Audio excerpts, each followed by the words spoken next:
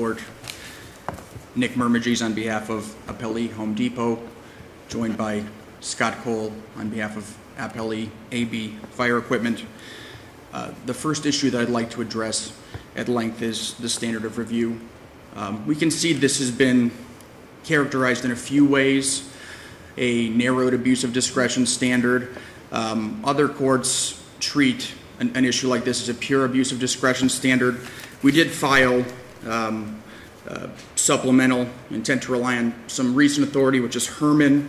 The one issue I wanted to note was that in Herman, the standard of review with respect to the clear and convincing question was articulated as whether the finding is supported by competent, substantial evidence. Okay, and of course, this court in Lacani said that if reasonable men could differ as to the propriety of the action taken by the trial judge, then the action is no abuse of discretion.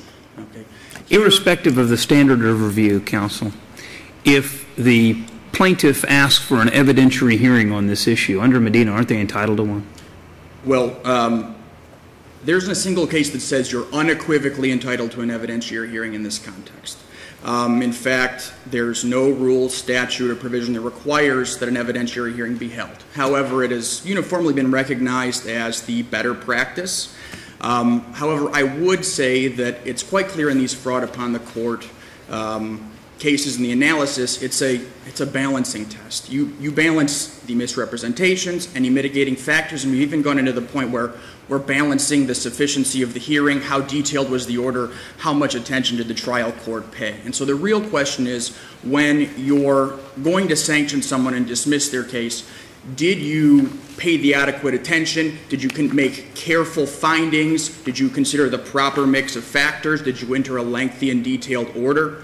And in this case, of course, as was addressed by the court, no evidentiary hearing was expressly requested until the trial court had made its ruling after a lengthy special set hearing.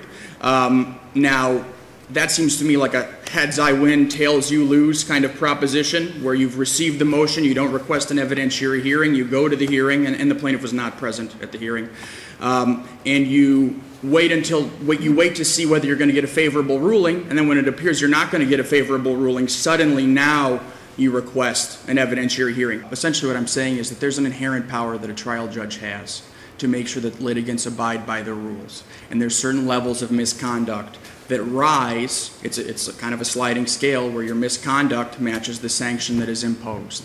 And in this case, we've got 3 deliberate misrepresentations. It hasn't been brought up yet that 7 months prior to the deposition, the plaintiff was in a 120-mile-an-hour car accident with no seatbelt, prolonged extraction, not ambulatory at the scene. 2 weeks later, goes to the ER and is point blank asked whether you've been in any auto accidents after this incident. So what I would say is, first of all, you can identify specific questions in the deposition that could have been asked better. But with respect to all of the key material facts, there were point blank, unequivocal questions, and more importantly, categorical denials. Not an I don't know, but I've never been hurt in an accident, thank God. Have you ever been to the hospital for a car accident? No. And so these are the kind of answers that reflect an intent to stymie the discovery process, to cover up material information that's essential to the defense. You had the information, so it wasn't much of a cover-up, and all of this you could definitely, on a cross-examination, destroy this individual had you.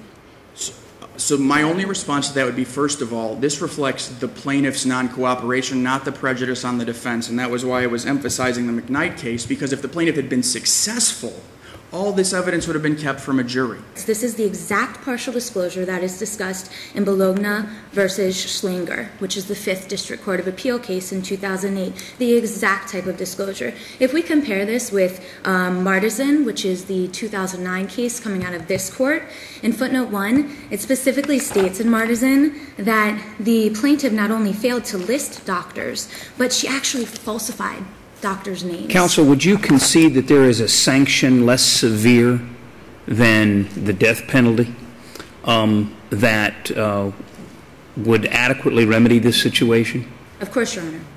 Absolutely. And that's the court's obligation to consider that. And what would that be? Well, Your Honor, the court could have some sort of an instruction to the jury. Quite frankly, this is well managed through cross-examination, which this court has specifically said in Suarez. Your Honor was right about that single car accident in 2011, the one that occurred subsequent to the surgery.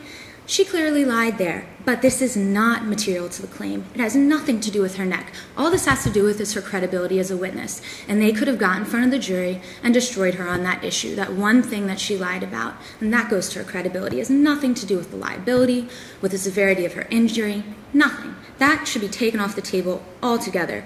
Another thing that should be thrown off of this table is the alleged misrepresentations to Dr. Dare. Again, this occurred well prior to the filing of this lawsuit under Ford versus Simpson, which is a 2013 case.